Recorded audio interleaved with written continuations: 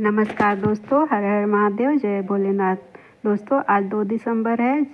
आज भौम प्रदोष व्रत है, जिसमें भगवान शिव की माता पार्वती के साथ विधि विधान से पूजा किया जाता है और व्रत कथा सुनना अनिवार्य होता है।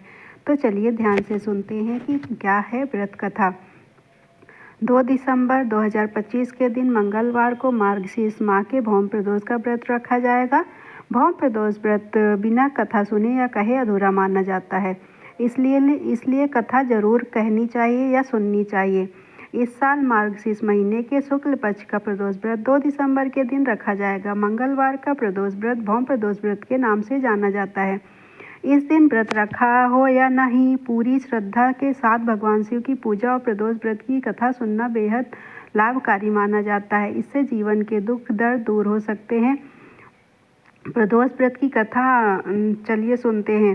प्राचीन काल की बात है। एक नगर में एक अत्यंत गरीब ब्राह्मण परिवार निवास करता था।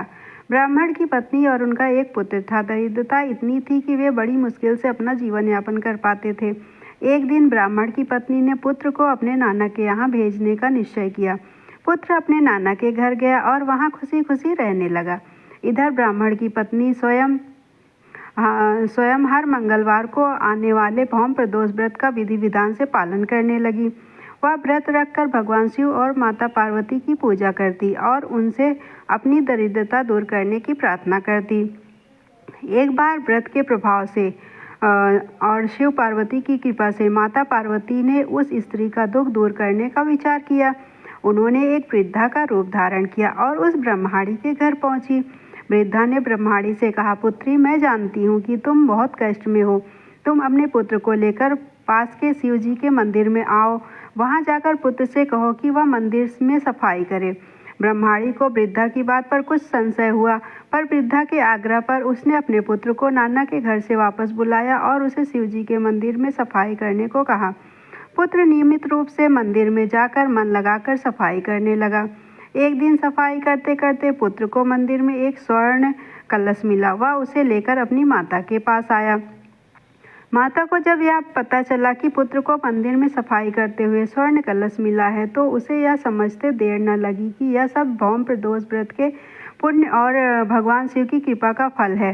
गरीब परिवार की दरिद्रता दूर हो गई। उन्होंने उस धन का सदुपयोग किया और एक सुखी तथा समृद्ध जीवन व्यतीत करने लगे।